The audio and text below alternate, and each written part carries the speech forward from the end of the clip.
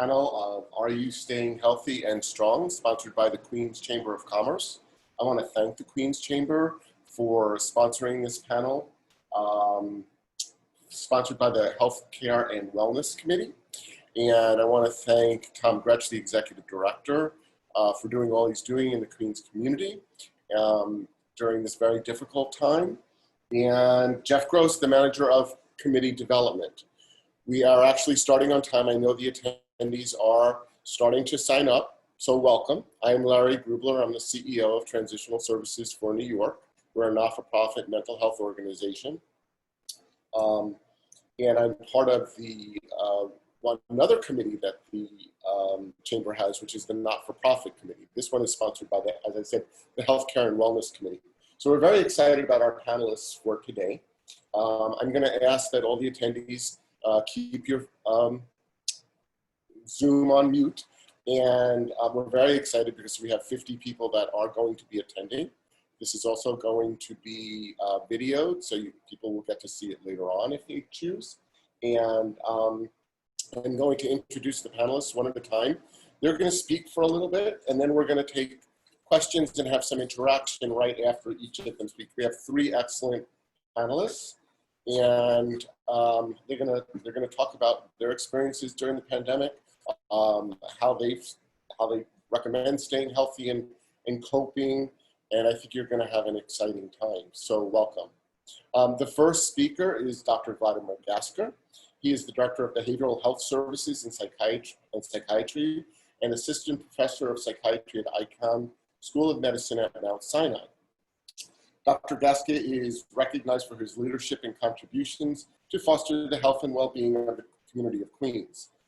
As you all have been following, we need to really say thank you to all the staff at Elmhurst because they were extremely hard hit during the pandemic. I think they were nationally recognized for the work that they did. They did a tremendous job. So please convey our thanks to all the staff, Dr. Gaskar, and to you and all the staff. Dr. Gaskar has participated in several international symposia, has been published in renowned psychiatric journals, and has been featured in several news articles, nationally and internationally as a behavioral health expert. You have gotten the full bios of the panelists, so I'm not going to go over all the details, but certainly you can read more about them. Additionally, if you think of any questions during this time, please send me a note, and I will go ahead and a chat note, and I'll go ahead and make sure that your question is addressed. So, Dr. Gaskar, the floor is yours. Thank you so much, Larry. So first of all, I want to thank you, Larry and Eugene. TSI is my family, so it's always a pleasure, to work with you. Ms. Vitali, it's really amazing to have you here. And I need to make a clarification. When the advertisement came out to the hospital, I received many calls and people asking me whether I was a pet therapy expert. And I said, no, but we will have a couple of people talking about that. So thank you, Eugene and Ms. Vitali, for helping me to do this. I'm going to talk a little bit about next, Jeff, the behavioral health aspects of COVID-19. What happened to us during the pandemic.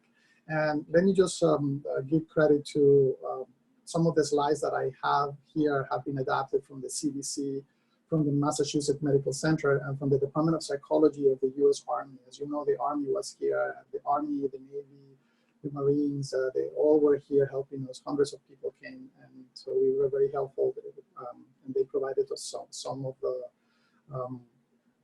presentations that we used to help people with behavioral health issues in the hospital. So thank you so much for providing that. Next. So the basic concepts that we're going to try to address today include stress, what common reactions to stress people usually display. We're going to talk a little bit about sleep hygiene, how to overcome obstacles at work, what behavioral health conditions have become prevalent during the pandemic, the increase on multiple disorders throughout the world and in the United States.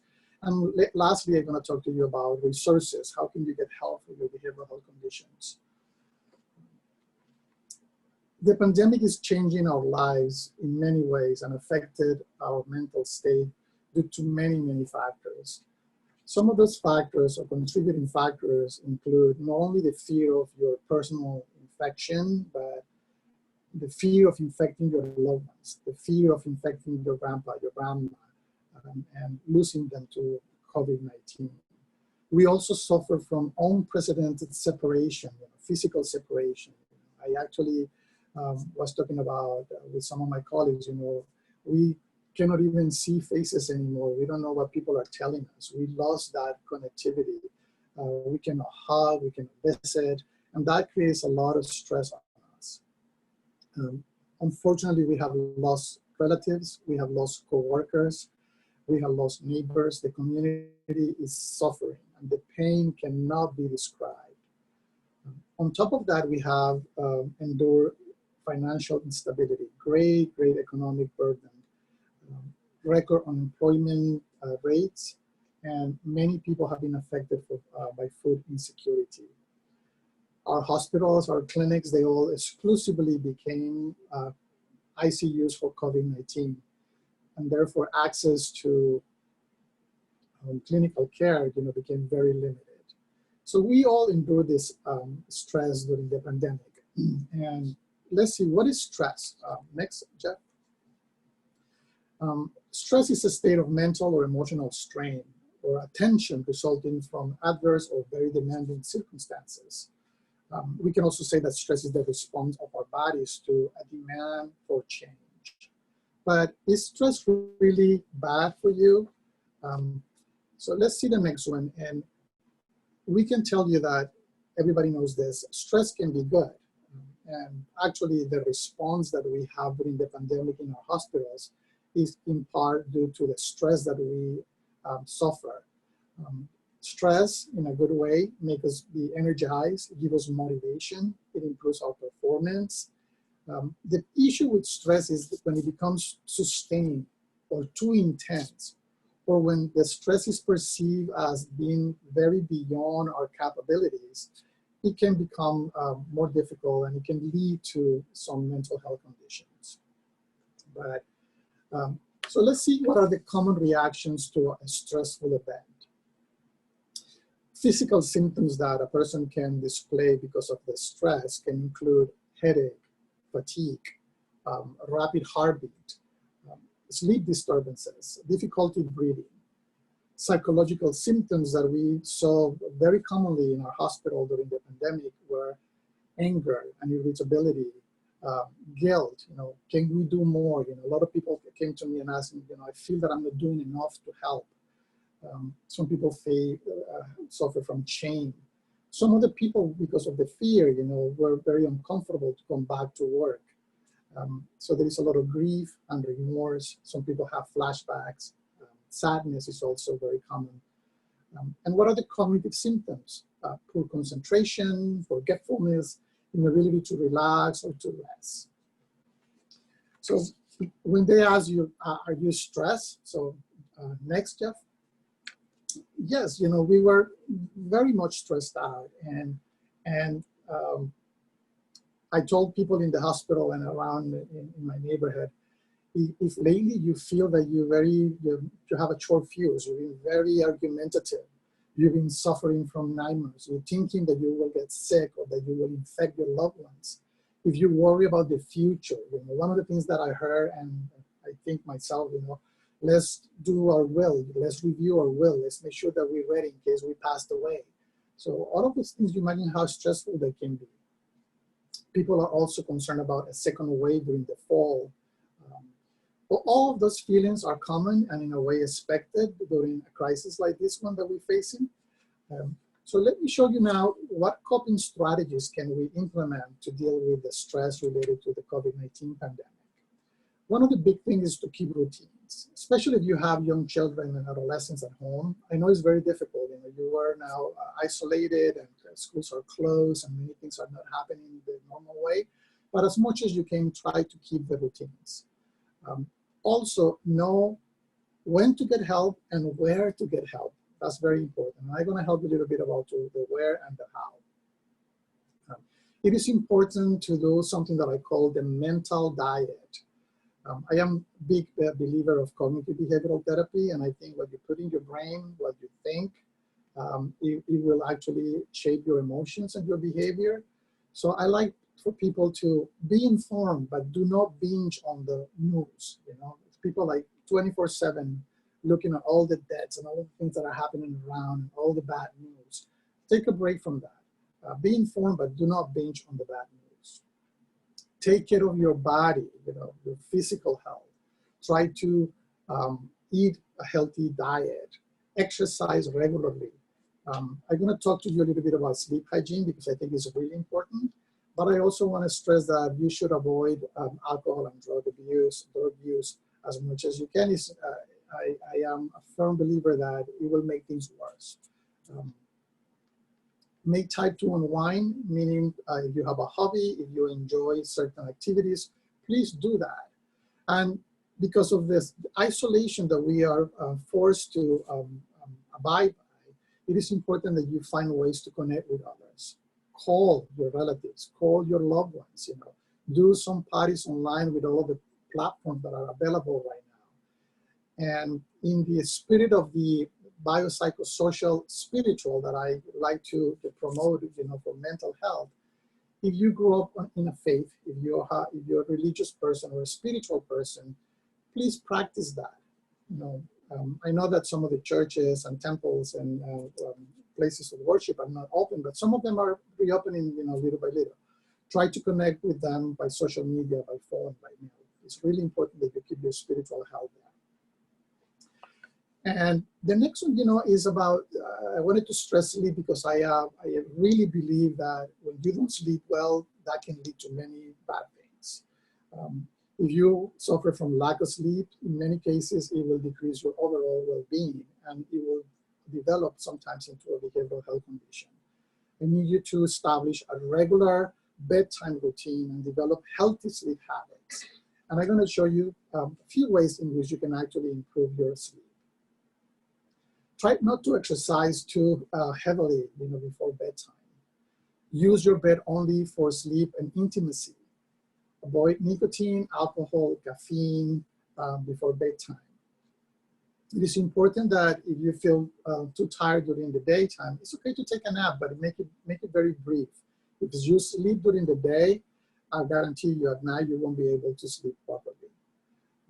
And avoid screen time. This is a big one for everybody nowadays. We used to say, you know, for young people, but now everyone is on their phones and their tablets before going to bed and checking emails and going into social media. It is important that you avoid that. It's not recommended. If your environment is not conducive to a good sleep, because there is too much light out, too much noise, try to use a sleep mask or you use earplugs. There are many applications that have white noise for you to use to dim a little bit the noise outside. So make the environment as much as possible a conducive environment for you to sleep better. Avoid heavy meals is very important too, but I also recommend you don't go to bed hungry. It's not good. You will dream with food and, you know, wake up in the middle of the night. And what about at work? If many people ask me, you know, I can do all of this at home and I can try to sleep better, but what can I do if I had to be at work? And what I'm going to tell you right now doesn't mean that I'm telling you to forget about the mission of your institution, of your company, but some recommendations in general. Follow your organization system. I guarantee you they have been through this with us, you know, for COVID, and they have many systems in place to make you feel better about you not getting infected, about, you know, how to make the public, you know, safer. So please follow that. If you feel that you need help or you're not well informed, ask for it. You know, get some mentorship. Practice problem-solving skills. Be in tune with your body and your mind. Be self-aware. You know, self-care is really important. And try to communicate not only with your supervisors and the leadership at your company, but also try to talk to your coworkers. You know, communication is really important. And obviously take a break. If you're tired, if you're overwhelmed, you know, ask for it. At one point here in the hospital, we were so tired that we got an order directly from the corporation CEO, please make your doctors take a break. You know, if you just continue to work, the motivation to help people is so strong, you want to do it, you want to make sure that you rest and be able to go back and work efficiently. If you have any unnecessary tasks that you can reduce, please do so. So what happens if everything that I have said so far, you know, you are aware of your symptoms, you are trying to do all the coping strategies that I just mentioned, and still you feel that your functioning has not been the way it used to be before the pandemic. We know from statistics around the world and from the United States that the pandemic has been brutal, and we have suffered from many, many behavioral health conditions. The American Psychiatric Association says that 36% of Americans believe that their mental health has been impacted by the pandemic. And what type of conditions have we seen? We've seen depression, we've seen anxiety, agoraphobia. Imagine you've been secluded for many, many months and you suffer from agoraphobia. You're scared of open spaces, or you're scared of being in a place in which you cannot be able to escape from, or that help won't be available. And now you're faced with this. So we also have seen increase in social phobia. We've seen people being very worried about the symptoms of the pandemic. You know, if you sneeze, if you cough, you know, people with hypochondriasis think that they're gonna die. They got COVID and it's just the worst thing that can happen to them. We also seen a lot of people affected with acute stress disorder. And I have here PTSD on a question mark, because I want to make sure that people understand that not necessarily acute stress disorder develops into PTSD. Unfortunately, there has been an increase on cases of domestic violence and also substance use disorders. I read recently that in the United States, March, April, actually February, March, and April, there was an increase in the overdoses, 20, 30, and 40% throughout the country. Terrible, terrible news for substance abuse. So now let me show you some mental health resources. But before I do that, I want to stress something. New Yorkers are fighters. We're very accustomed to difficult situations. We went through 9/11. We went through Hurricane Sandy. We are a very resilient population. Symptoms, the ones that I show you, they don't need to become illnesses. Most people will recover. PTSD doesn't need to happen to us. And I need you to instill in you and your loved ones that mindset of positivity and optimism. It's really important that you do that. So where can you get help? The city has put many resources, and I'm going to show you only a few of them. Through New York City Well, you can actually call, or you can text Well to 65173, and you can get help immediately. If you're feeling suicidal, if you have suicidal thoughts and you don't know where to go, the National Suicide Prevention Lifeline, you can actually call them and you can text them. SAMHSA also has resources for substance abuse. If you forget all of this, remember 311 is the information hotline, and they are now equipped to give you information about resources for COVID-19, not only physical, but also mental health resources. And I also want to stress that the city has partnered with many companies, and they have online resources for free for specific conditions. And these are only a few of them. You can actually get help for anxiety, for depression, for sleep. You can get peer support. You can get recovery resources online. Please go online and check them out. They're very, very good. Lastly, I want to tell you about our clinic. Can you show next, Jeff, please? And TSI and as many other mental health organizations are ready to help you, have been helping you throughout telemental health, but also there is a hybrid program now in which you can actually get some by telephone and video, but you also can get in-person services. As I said, the hospitals are now clean. H&H has adopted some protocols and processes that are even better than the CDC standards to guarantee that when you come to the hospital, you get a very good service in a very safe environment. So our clinic here at Elmhurst Hospital, if you live around the hospital, or if you prefer to come to our hospital, if you have any needs for behavioral health services or substance abuse services, these are the two numbers that you can call and get an appointment for an assessment and for care. Call 718-334-1503 or 334-3999. We have services for adults, we have services for adolescents and for children, and we have a spectrum of substance abuse services available for everybody. You and us together, we have the healing power. We need to help each other, to support each other. We will overcome this crisis. We will be stronger. Together we can. And I really thank you for your time this morning. Dr. Gasca, that was excellent. Thank you so much. I really, on behalf of everybody, really appreciate everything that you said. And as usual, I definitely learned a lot. The mind health stuff is just so important, and I agree with you, and as well as physical health. So I think that's great. Thank you. We're going to go on to Jane Vitale, who is the Director of Education and Youth Programs at North Shore Animal League. Jane works with a variety of organizations, including schools, libraries, universities, hospitals, animal shelters, and other community organizations locally and across the country. Experiential programs that promote and support the dissemination and implementation of multi-degrees curriculum. Medigrees. Medigrees. I actually had a medegree. I couple of yesterday. So Jane's going to talk a little bit about what North Shore Animal League for America does and how they've responded to the pandemic.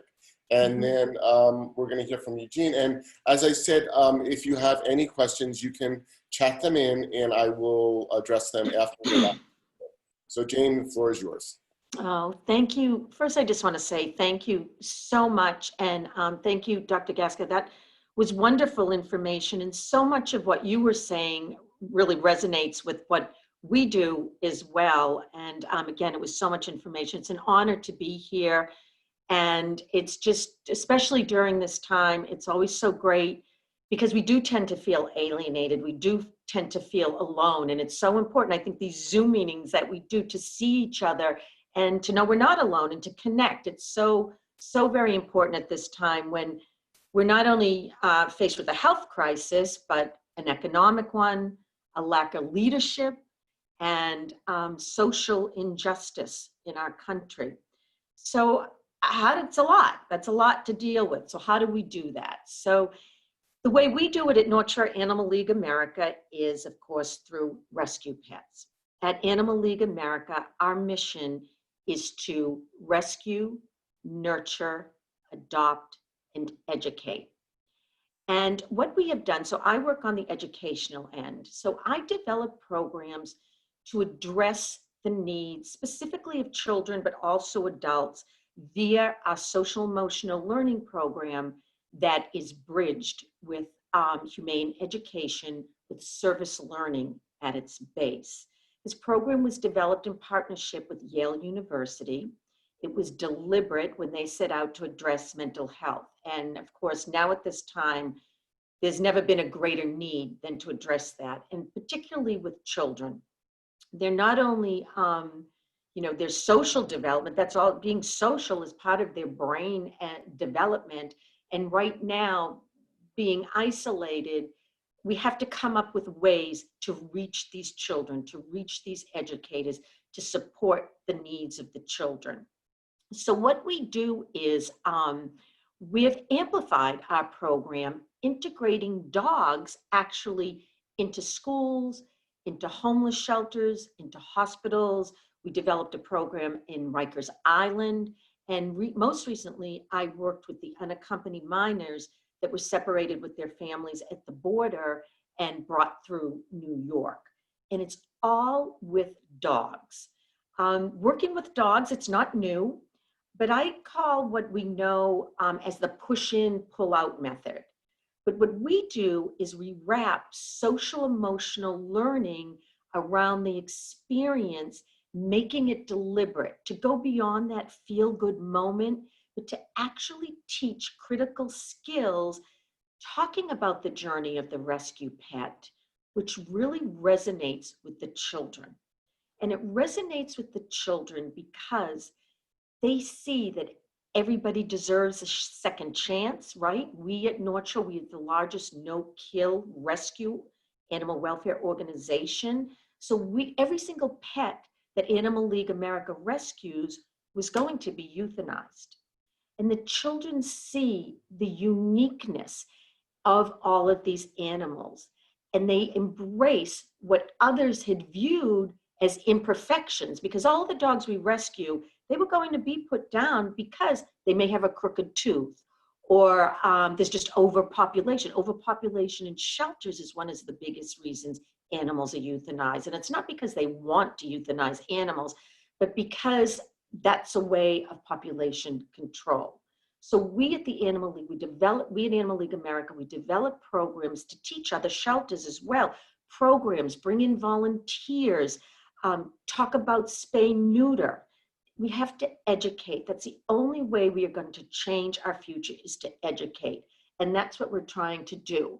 So with the Muddegrees, and Larry, as you had called it, I know it's kind of an awkward word, but Muddegrees was deliberately developed as a play on the word pedigree. We love pedigrees. We rescue pedigrees from other shelters.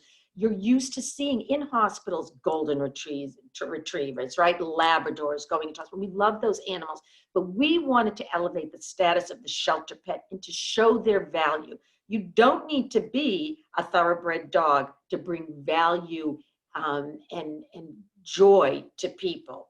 And we know that these animals do because we've placed them in schools. We're breaking those stereotypes. And that's one of the things that children see too. With that word Muddegrees, that's the mixed breed pet, right? And when you look around New York City, you look across the nation, you're in classrooms, what are we? We're all immigrants, we're mixed. We come from different places, different backgrounds, we're different sizes, we're different colors, we're different shapes. And the philosophy of our program when we go in with our rescue pets is to say, I do see color, I do see you're different, and that makes you beautiful. That's what makes you unique. All those little imperfections you have, those are the things that make you who you are. And we want to embrace this diversity. And that is the core of the philosophy of this curriculum, this program, and wrapping it around the dogs.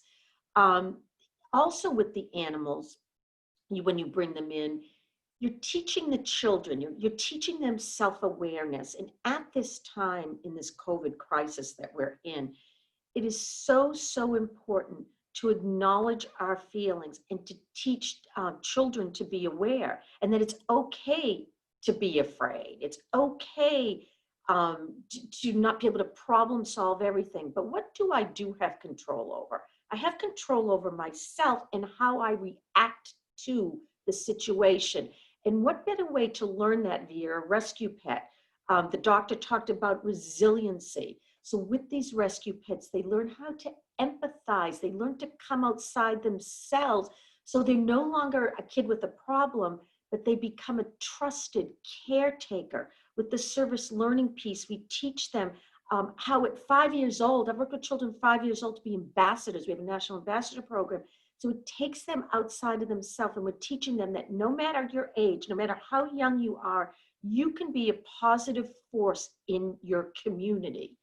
They learn what it is to nurture. And so important, what we're teaching them with these rescue pets is to give voice to the voiceless and protect the most vulnerable in your community. So what we're doing now, and what I've had to, my challenge has been, I talked about how we were in schools, we were placing dogs in different places, working with children on site. Now we have to do this all virtually. So that's what we're doing. We're reimagining our program to be able to bring to adults, to schools, to hospitals, dogs. So I'm connecting with people on Zoom with the dogs, teaching teachers, because so many Zoom meetings I've done in the shelter. I do shelter tours. I do story times where I stop and I engage with questions about how the animal feels. Well, how do you feel? How could you problem solve? And that's one of the things too, is problem solving, right? We can actually become positive thinkers. So the difference between a positive thinker and a negative thinker, it's not just that a positive thinker is optimistic and the negative thinker is pessimistic, but a positive thinker actually feels they have some sort of control over a situation. They have some sort of control over themselves. And we can give these children skills, as the doctor has shown, whether you're adult or child, we can give skills to actually be a positive thinker. And one of the ways to do that, and one of the ways to get out of that angst, or even to get out that the agoraphobia you could talked about, is to come outside of yourself, to do something positive, to do something kind, and you take the focus off yourself and you put it on something else. And that ends up, you start to learn how to build resiliency. You start to become positive in what seems like an engulfing negative situation that you have no control over. So, I'd love to connect. I'm connecting across the nation. Again, like I said, we do these virtual shelter tours. I do the readings. I actually have children read to the animals at the shelter, and we talk about our feelings. We talk about, we watch the animals. We're able to, I'll ask questions such as, how does this animal feel? How can you tell how they feel? Well, that's all about reading body language. And that's so important for them to understand how they feel. But then when they have self-awareness, they then can learn how to empathize, right? This is all about empathy and reaching out and understanding what a family member is feeling, or what their classmate is feeling, and doing it through body language, and understanding that sometimes, and I think it's important too, we always tell the educators and parents, it's okay to say to the children, you know what, I'm feeling a little frightened today too. I'm feeling like things are spinning a little out of control too, because now you're validating how they feel. And they're seeing that as adults, we are no different, but we're going to take it a step further. And we're going to say, so you know what, in order to do this, let's go out for a walk. Let's take the dog, let's take the dog. And that's what I'm seeing in these Zoom meetings. Teachers, I'll have my dogs talking to teachers and the kids. And all of a sudden the teachers will say, oh, I have my dog here. And the kids will say, oh, I have a family dog. I have a cat. I have a fish. I bring them all into the picture. And I'm starting to teach the teachers, because we can't be there with the animals right now. We're teaching the teachers how to bring them into teaching, how to integrate them into their lessons, to help the children to feel calm, to gain confidence, to build resiliency, to know what it is to nurture, especially at this time, what it means to nurture. And you have to nurture yourself first, but then how important it is to be responsible to nurture and to care for others. So that's the basis of the program in a nutshell. Again, we see the benefit of dogs. We know that it increases oxytocin. Oxytocin is that feeling when you give birth, when you're in love. And it doesn't need to be in person. It can be through videos. It can be through photos. It can be through bringing dogs into Zoom meetings. And I mean, I love Zoom meetings. That's the thing of looking positive. We have incredible challenges and obstacles to overcome right now. But to look on the positive side, boy, you don't take for granted, right? When you run into someone, I'm starting to go into work now 1 day a week, and I see that person I haven't seen in months. It brings tears to my eyes. We have masks over our face, but it's like people you just saw every day, you kind of wave to, oh, hey, how you doing? And you keep on walking. It's like, oh my gosh, Anthony, where have you been? We are appreciating those connections, that human connection now more than ever.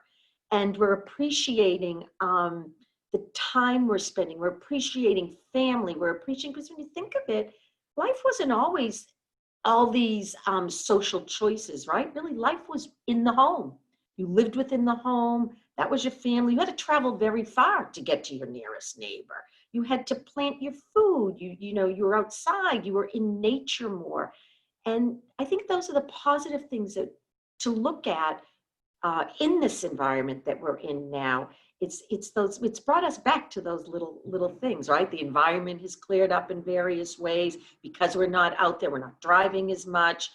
We don't have that social ability, but we're teaching how the animals and through this human bond, through this simple sort of lifestyle, the animal, we can learn from the animals. They live in the moment, right? They don't judge us. They don't know this COVID going on. They're existing. They keep going. They are living.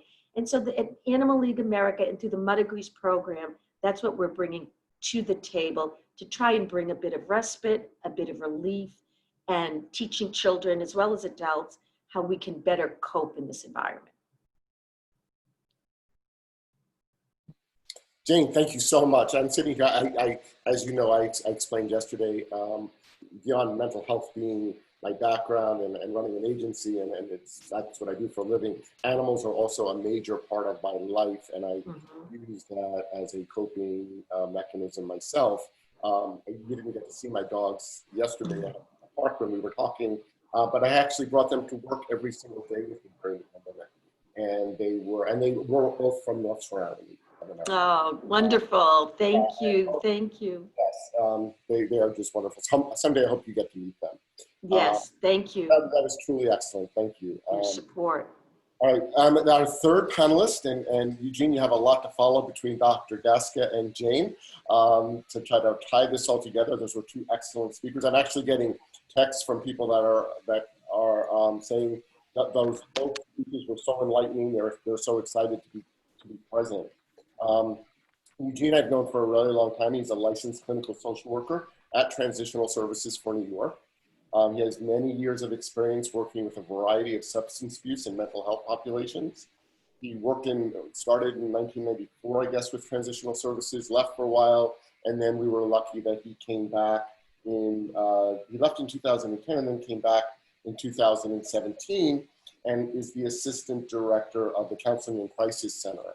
And he continues to engage people in identifying personal motivations for change and practicing effective recovering strategies. So Eugene, it's all yours. Okay, so thanks to Dr. Vladimir Gasca and Jane Vitale. Those were excellent. And as Larry said, I am going to try to wrap the two of them together. I'm going to talk a little bit about the therapeutic role of animals in people's lives. And one of the things is there's at least 3 categories that we can talk about. One is an emotional support animal.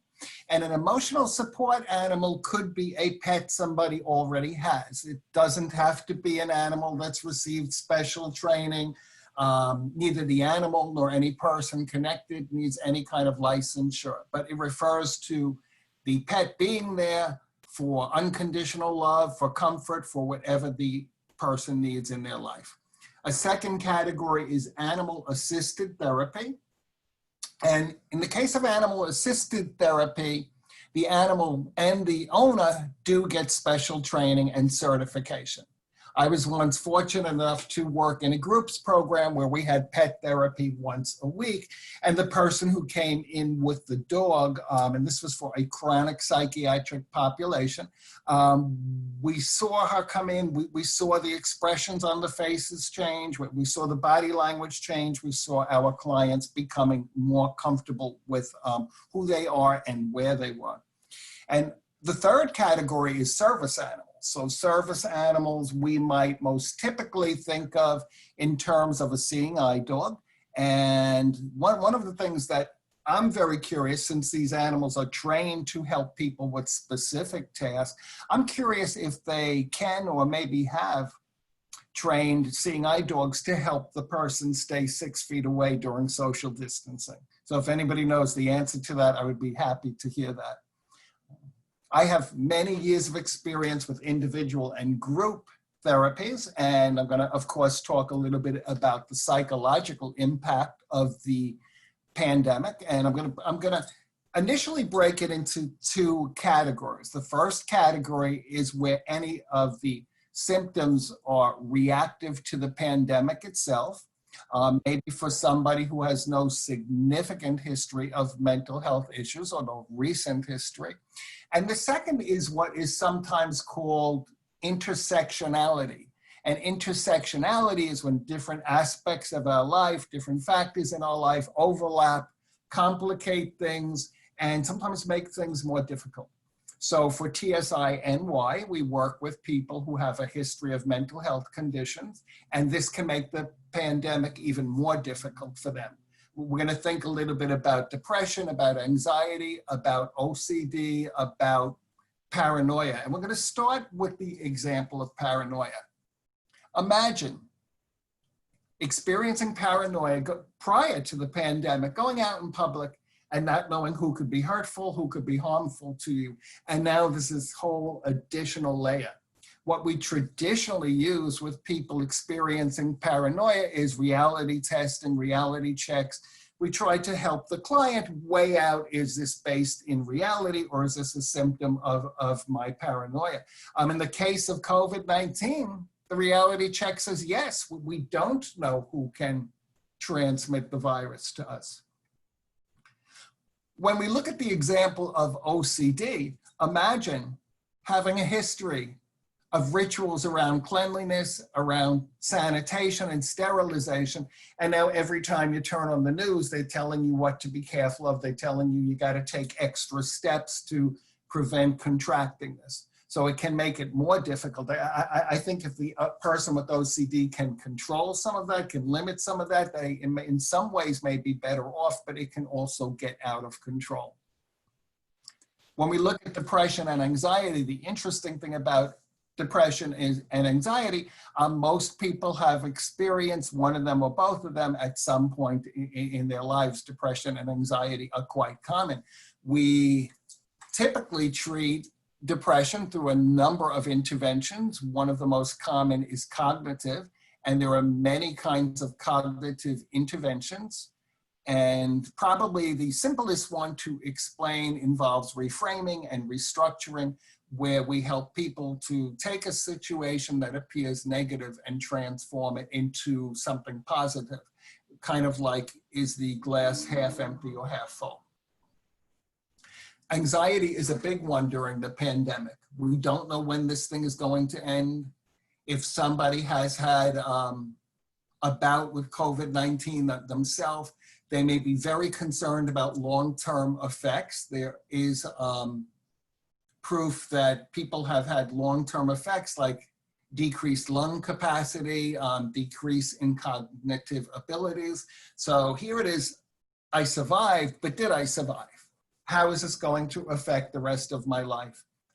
Now, one of the ways we traditionally treat anxiety is through relaxation techniques. People may be familiar, for instance, with breathing exercises. That's a very common way to treat anxiety through relaxation. But there's also recent evidence that shows the mere act of touching an animal will reduce somebody's blood pressure. So we're now able to add that extra layer to say, if you have a pet, if you have contact with animals, petting that animal may reduce blood pressure, may reduce even levels of stress or anxiety. Traditionally, when people are overly upset, overly concerned about something, can't let go, we'll train the client to use distraction techniques. Distraction techniques are how can I focus in a different direction, focus on something other than that which appears and feels overwhelming.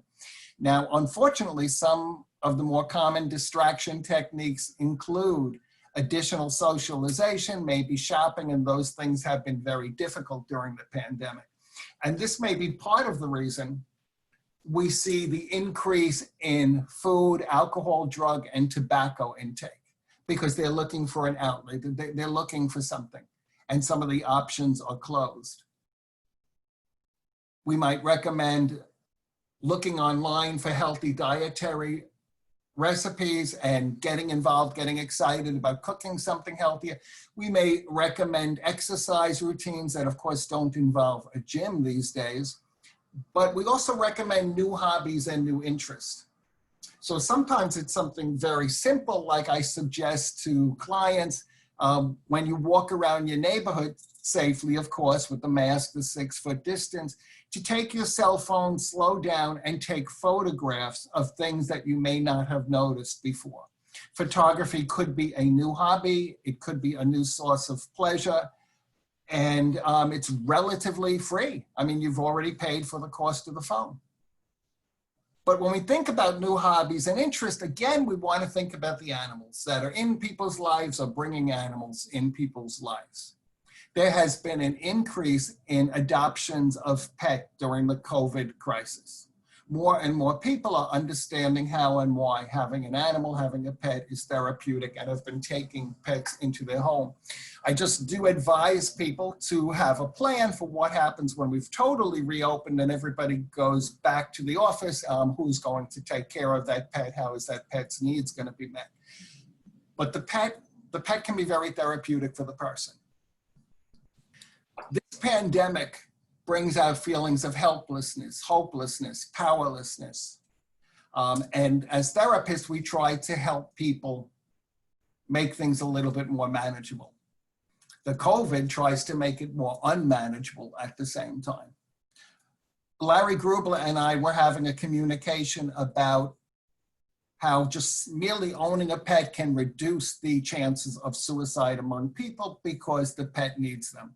And in fact, I have recently worked with 2 clients that told me this exactly. One was a man who said, oh, you don't have to worry about me taking my life because how would my dog survive without me? And I said, well, maybe we want a plan in case something happens to the dog. And his response was, don't worry, I have a second dog. If something happens to the first dog, the other dog needs me as well. And the woman that I have as a client gave a similar response about her cat. I love my cat. She won't even go into the hospital because who's going to take care of her cat when she needs it taken care of? I would never take my life, my poor cat.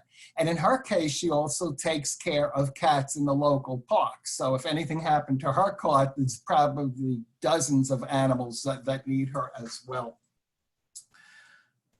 We also think about actual loss. We also think about anticipated loss.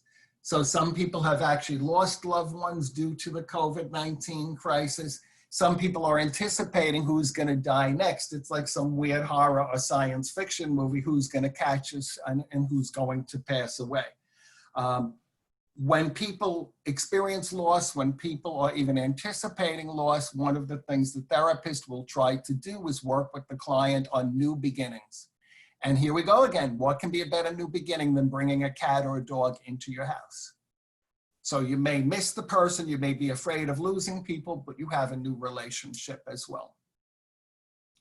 I do want to, as I close up what I'm talking about, speak a little bit about those PTSD-like symptoms, because that happens on a couple levels. First of all, for somebody who has been through the coronavirus, it was the illness itself. It was maybe the whole traumatic experience of going into the hospital. But it was also feeling ostracized. If you talk to people who have had coronavirus, they say, I felt like a leper. People were staying away from me. People were frightened of me. The other common thing that you hear from people who have been through COVID and survived is they get very angry when they hear people say it's a hoax, when they hear saying it's distorted. It becomes a type of re-victimization. This is much like when somebody reports being abused and other people say, oh, it's not so, it didn't happen, you don't know what you're talking about. So we want to be very careful about what we say to people who have been through the COVID. So I tried to cover a couple areas here, put it all together somehow, and I'll let the webinar continue. I think I'm unmuted, right? Can you hear me? Okay, good. You know, it's excellent. You really did tie it together, and I knew you could. So thank you so much. You really you guys did an amazing, amazing job. Just to answer one of the questions that we've had so far is people are asking for Dr. Gasker's presentation, and it will go out to the participants after we have gotten Dr. Gasker's permission beforehand. So they are asking for it, which we anticipated. Are there any questions from anybody in the audience? You can chat them in if you'd like.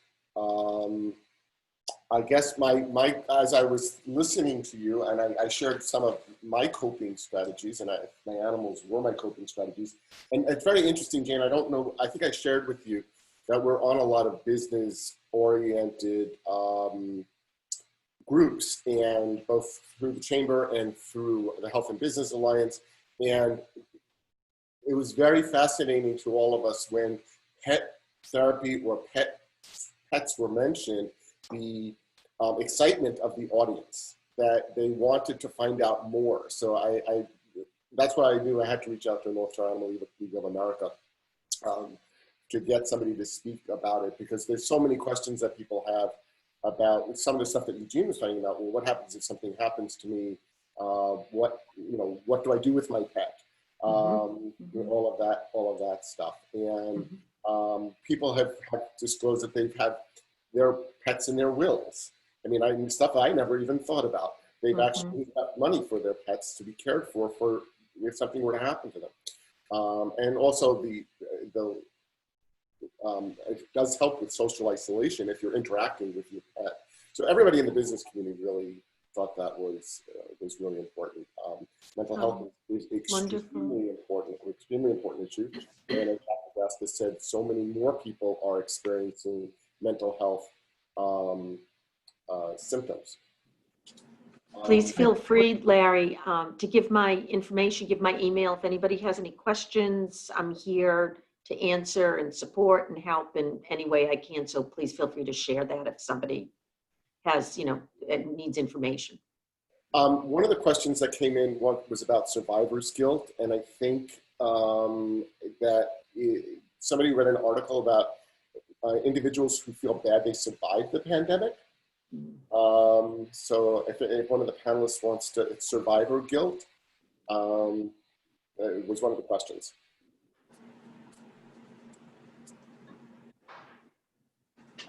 I'm sorry, can you repeat the question for us? Yeah. Well, the question came in is about survivor guilt. People feeling bad that they were the ones that survived the pandemic when they know so many people that have either gotten sick or passed away. Yeah, it's a very common reaction. I think at Elmhurst, when we have the volume of COVID cases, and not only the staff but the family members that lost loved ones and coworkers felt that way very much. And as I said before, not only you fear for your own, but you fear, am I gonna get my loved ones contaminated?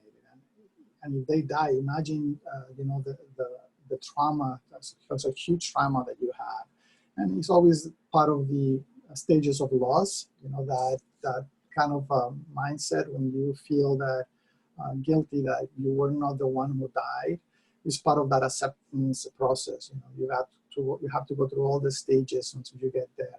And in a way, it's sort of like a normal reaction to it. I always thought I wanted to include a little bit about the stages of loss in my presentation, but time prevented it. It is important that people know that you might experience a range of emotions, and they are very fluid. You can go from denial to anger to guilt, and finally depression and acceptance. But it's very fluid and goes back and forth, and eventually you will overcome all those feelings. And again, if you feel that this is becoming too stressful for you and you're not functioning well, then we need to seek some help, and we are here to help you. That's great, thank you. Eugene, one of the questions was that Dr. Gasca gave out their clinic number or how to reach a therapist if they needed assistance. How would they reach out for assistance at Transitional Services? Okay, so there's two ways of doing it. One is if somebody has it's the same phone number. So the phone number is 718-526-8400. If somebody has general questions about our clinic, they can ask for the director, Ellie Lusterman, or myself, Eugene Shea. If they're certain they want to go ahead and receive clinic services with us, they can call the same general number, 718-526-8400, and ask for central intake. Thank you. A question came in as to what do you suggest for incoming college freshmen who will be living on campus in the new socially isolating college experience?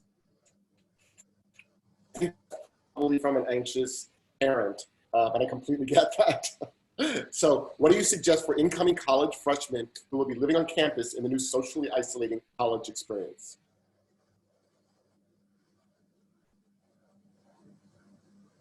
I recommend mask, sanitizer.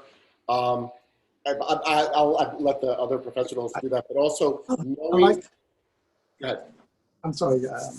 Well, I like to stress, follow your organization's systems. Like they have already analyzed their spaces. Each institution, each college, each university have their specific environmental issues, and I guarantee you that they have gone through exhausting ways to make things safer for you. We had a question in the panel before do I send my little kids to summer camp?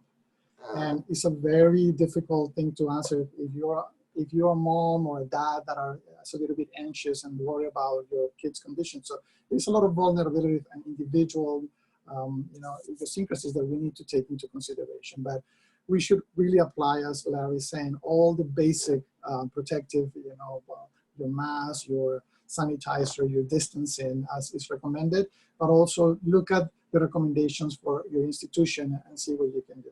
Most places, most colleges are having a hybrid model of online and in-person activities. So you need to find out, if you feel comfortable with some of them. And I give you an example. For the first time in 5 months, we're going to have our board report at central office in New York tomorrow. And they said to us, do you want to come in person? Do you want to do it online? And many of us, as Jane was saying, it's so good to see people after you haven't seen them for so long, and you want to really be with them and interact in person with them. So a lot of people were very concerned, do I get on the bus to get to central office with all these people? Obviously not. We got an email saying we had 2 buses for you, so we can actually sit, comfortably and safely in the bus and go to central office. But still some people felt uncomfortable. They're just gonna, do it online. So it's a personal question, but follow the system's recommendation and follow the general safety precautions that we all need to follow. That's excellent. Yeah, I would definitely recommend calling the school before you, to find out about all of those things before you send your freshmen up there so that you can prepare them. So that's a really good suggestion. Excellent. Okay, any other questions? Any last minute points any of the panelists want to make? We have about 3 minutes. I have a question quickly for Jane and for Eugene, if you don't mind. I have a lot of people, as I said, calling me about pet therapy and getting pets into our clinics, and I have people in other institutions calling me about it. Can you briefly tell us what are the main legal aspects of getting a pet into an organization, a company, or a hospital, or a school? Is that really difficult? They're very hard to do? No, we actually have insurance. We have liability, so that wherever we go, some people ask for the certificate, some people don't. And, we have that certificate, which we can give to the organization. I worked in the Gotham Health Network through the mayor's office, through the community affairs division. And the way we did it, because our animals, there's a difference between being certified. Our animals are behaviorally evaluated, but they haven't been adopted yet. And some of them are puppies. So they're not certified. They can't be certified. And we at Notre Dame League of America do not certify, but we do, like I said, behaviorally evaluate wherever we go. We bring the animals. So now in Gotham, the Gotham Health Network, that was not a problem. Some hospitals, it really just depends on the administrators. Some people wanted certified therapy animals. Our animals are support animals, I would say. They're comfort when we go in and work with them. So the way we did it in Gotham Health is we did it with a lot of the outpatients that are coming back, and the hospitals have a room usually somewhere where they would say that's where we would be there. They put us in that room, and the people had the patients had the option that were in the hospital to come to us, and the outpatients came to us, and the families. We actually worked with families, which was really wonderful. I have not gone into actual hospital rooms as of yet, which I would love to do in the future.